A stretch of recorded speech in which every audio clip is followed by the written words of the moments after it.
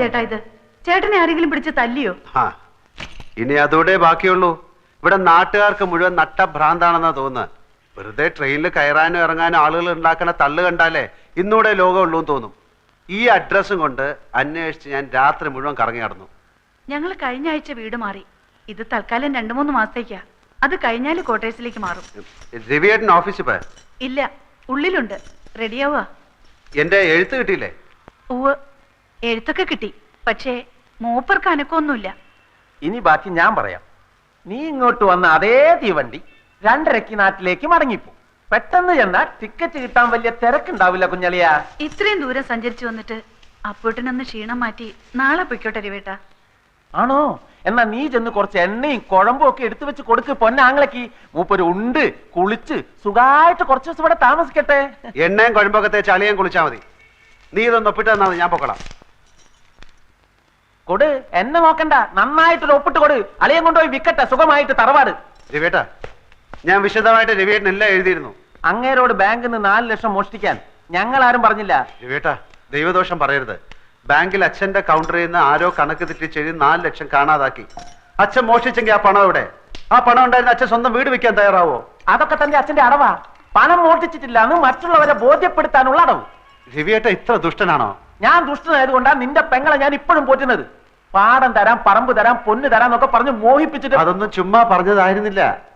ഇങ്ങനെ ഒരു കേസ് ഇടുത്തി പോലെ തലേ വന്ന് വീഴുന്ന ആരെങ്കിലും വിചാരിച്ചോ? നീ കൂടുതൽ സംസാരിക്കണ്ട. വീട് തൽക്കാലം അങ്ങനെ വിൽക്കണ്ട. ഇവിടെ ഒപ്പിടുന്ന പ്രശ്നവുമില്ല. പണം കൊടുത്തില്ലെങ്കിൽ അച്ഛന് ജയിലിൽ കിടക്കേണ്ടി വരും. കിടക്കട്ടെ. ജയിലിൽ ഇപ്പൊ നല്ല ഭക്ഷണം കൊടുക്കുന്നത്. ഫാൻ, TV, എല്ലാ സൗകര്യങ്ങളും ഉണ്ട്. പിന്നെ അല്ലാതെ എന്ത് പറഞ്ഞാലും ഇത് ഒപ്പിട്ട് വാങ്ങിക്കാതെ എനിക്ക് ഇവിടുന്ന് പോകാൻ പറ്റില്ല. നാട്ടിൽ നിന്ന് വന്ന് തെണ്ടി തിരിഞ്ഞ് നടക്കുന്ന എത്രയോ പേര് ഈ സിറ്റിയിലുണ്ട്. വേണമെങ്കിൽ നിനക്ക് തണ്ടാൻ അടുക്കളയിൽ നിന്ന് ഒരു ചട്ടിയോ ചിരട്ടയോ ഞാൻ എടുത്തു തരാം. അങ്ങനെയാണ് വിധിയെങ്കിൽ ചട്ടി ചിരട്ടൊക്കെ എനിക്ക് വെളിയിലും കിട്ടും. എന്നാ ചെല്ല്, നേരം കളയാതെ ചെന്ന് തെണ്ട്. രവേട്ടാ, ആവശ്യമില്ലാത്ത കാര്യങ്ങളൊന്നും സംസാരിക്കണ്ട. ആജ്ഞയാണോ? ദണ്ണം ഉണ്ടെങ്കിൽ നീയും കൂടി ഇറങ്ങി ചെല്ലടി. വേണ്ട മിനി, നിങ്ങൾ തമ്മിൽ വഴക്കിടണ്ട. തെണ്ടിയിട്ടായാലും മോഷ്ടിച്ചിട്ടായാലും അച്ഛനെ രക്ഷിക്കാനുള്ള വഴി കാണാതെ ഞാൻ ഇവിടുന്ന് മടങ്ങിപ്പോവില്ല. പക്ഷെ ഒന്ന് ഞാൻ തീർത്ത് പറഞ്ഞേക്കാം, ഇനി തന്റെ അവതാരത്തിന് വേണ്ടി ഞാൻ ഈ പടി ചവിട്ടില്ല. നീ പോയി കാപ്പി എടുക്കടി.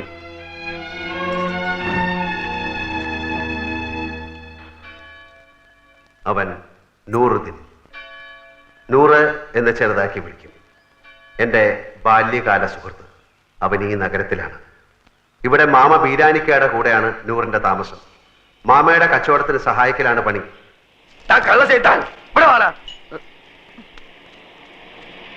എന്താ മാമ? 78 43 കൂട്ടിയാൽ എത്രണ്ട? 8 3 11. പിന്നെ 7 4 11 121 അല്ലേ? ഇതെത്ര? അത് 111. ഇങ്ങനെയാണ് കണക്ക് ചെയ്താൽ 10 രൂപയ്ക്ക് എന്റെ ബാപ്പ ഉണ്ടായി തരുമോ? ഇയാളെ മുടിപ്പിക്കാനായിട്ട് കുടിക്കാനല്ലേ?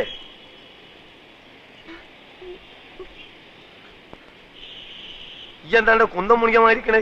അന്റെ മൂന്ന കാണാനല്ലേ എരപ്പ ആൾക്കാർ വന്നിക്കണേ? പോയി പണി കള്ള ലക്ഷണം കേട്ടോ.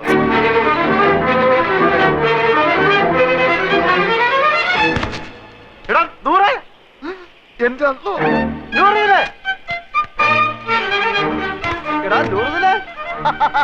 എനിക്കറിയാം നീ സ്റ്റേഷനിൽ വന്ന കാണും തിരക്കിനിടപെട്ട് വട്ടം കറക്കിണ്ടാവുന്ന. ഞാനും നിന്നെ പരിധി എവിടെ കാണാൻ? നിന്റെ ഈ മുടിഞ്ഞ കട കണ്ടുപിടിക്കാൻ ഞാൻ എവിടെയൊക്കെ അന്വേഷിച്ച്. നീ നിങ്ങൾക്ക് കുടിക്കാൻ എന്ത് ജ്യൂസാ വേണ്ടിയത്? Grape, pineapple, orange, mango, sathukudi? ഇനി എനിക്ക് എന്തിനാടാ ജ്യൂസ്? നിന്നെ കണ്ടപ്പോ തന്നെ എല്ലാ ജ്യൂസും ഒരുമിച്ച് കുടിച്ച പോലെ ആയില്ലേ? എവിടെ നിന്റെ അർത്ഥ കൈക്ക് ഉപ്പ് തേക്കാത്ത മാമ? നിന്റെ കട കൊള്ളാമല്ലോ. നിന്റെ മാമ തട്ടിപ്പോയാല് പിന്നെ ഈ കട നിനക്കായിരിക്കും അല്ലേ? ധാരണ്ട് ഞമ്മക്ക് അറിഞ്ഞൂടാ. നിനക്ക് എന്നെ മനസ്സിലായില്ലേ? എടാ, ഒരു ബെഞ്ചിലിരുന്ന് പഠിച്ച് ഒരു പാത്രത്തിലുണ്ട് ഒരു സിനിമ 3-4 പ്രാവശ്യം ഒരുമിച്ച് കണ്ടേടാ. നിനക്ക് എന്നെ മനസ്സിലായില്ലടാ. കാള് തെറ്റി. പടച്ചോടാണ് മാമ. ഞമ്മക്ക് ഈ ചെയ്താൻ അറിഞ്ഞൂടാ. അറിഞ്ഞുകൂടാത്തവനാണെങ്കിൽ എങ്ങനെയാണ് അർത്ഥം ഇപ്പൊ കേട്ടാളെ എന്റെ മാമ നാട്ടുകാർ പറഞ്ഞു കൊടുത്തായിരിക്കും. അതെ, ഒന്ന് വന്നാട്ടെ. വരുന്നു. അതെ, ഈ ചെക്കന്റെ പേര് 100 എന്നാണ് ആൾക്കാരെ പറഞ്ഞത്. അതാരെങ്കിലും പറഞ്ഞു തരണോ? ഇമാതിരി മുമ്പിലായക്കാരെ ഞാൻ ദിവസേന കാണുന്നുണ്ട്. ഞാൻ അങ്ങനത്തെ ആളൊന്നുമല്ല. ഇതൊക്കെ ചോദിക്കാൻ നിങ്ങളാരാ? നിന്റെ പേര് എനിക്ക് ആരും പറഞ്ഞു തന്നില്ലേ? നിങ്ങളുടെ പേര് പറഞ്ഞിട്ട് എനിക്ക് എന്ത് കാര്യം? കാര്യം തന്നെ എനിക്ക് പറയുമ്പോ കേക്കാം. നീ ഇപ്പൊ പറഞ്ഞില്ല അടുത്തേക്ക് ഇപ്പൊരു മാമനെ പറ്റി ആ മാമാണ് ഈ മാമ. അയ്യോ മാമ സോറി മാമ, ഞാൻ അങ്ങനെ ഉദ്ദേശിച്ചൊന്നും പറഞ്ഞല്ല, ഞാൻ ചുമ്മാ പറഞ്ഞ നിർത്തല നമുക്ക്. ഈ എന്താ നമ്മളെ മാമാന്ന് വിളിക്കണേ? അന്റെ ഉമ്മ എന്താ നമ്മളെ പെങ്ങളച്ചാ? ഇല്ലാത്ത പരിചയം കാട്ടി ഓരോരോ ഹമാറുകൾ വലിഞ്ഞു കയറും കേരളക്കാരെ പറയിപ്പിക്കാൻ. മേലാൽ എന്റെ പൂടിയന്റെ ചുറ്റുവട്ടത്തിൽ എങ്ങാനും കണ്ടാൽ അന്റെ കാൽ അടിച്ചിട്ട് ഞാൻ എൽഷേപ്പാക്കും. ആ പോ പോ പോടാ. ഇവിടെ, ഇങ്ങോട്ട് ഇങ്ങോട്ട് ഇങ്ങോട്ട് ഇങ്ങോട്ട് പോ കളവേ.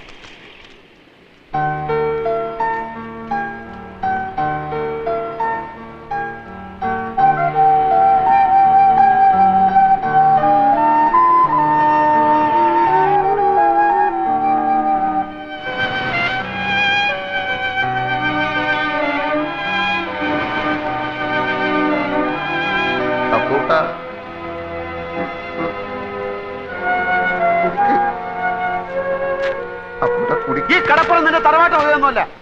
നിനക്ക് എന്നെ അറിയില്ലല്ലേടാ പൊന്നി. എടാ സ്കൂളിൽ പഠിക്കുമ്പോൾ ഞാൻ നിനക്ക് എത്ര ഐസിക്ക് വാങ്ങിച്ചു തന്നിട്ടുണ്ടോ?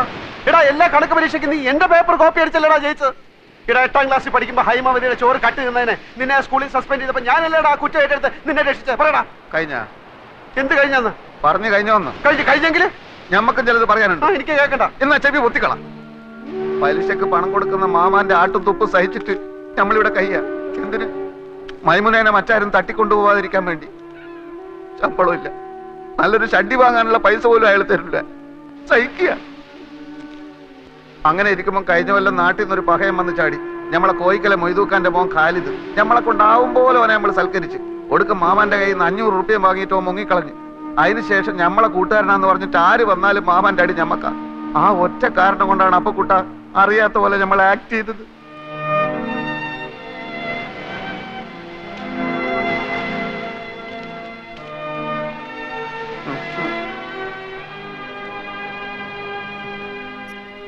എന്നാലും ഒരെന്നാലുമില്ല. എന്റെ ഈ വിഷമം മാറണമെങ്കിൽ നീ എനിക്ക് ചില സഹായങ്ങൾ ചെയ്തു തരണം. പടച്ചോനെ, എന്ത് സഹായം? അച്ഛന്റെ കേസിന്റെ കാര്യം ഞാൻ എഴുതിയിരുന്നല്ലോ.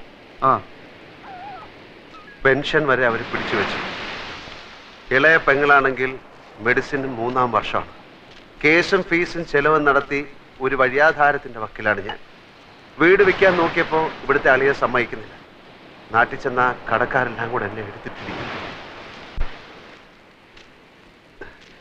ഈ അവസ്ഥയിൽ എനിക്ക് എന്ത് സഹായമാണ് വേണ്ടതെന്ന് നിനക്ക് ഊഹിച്ചൂടെ?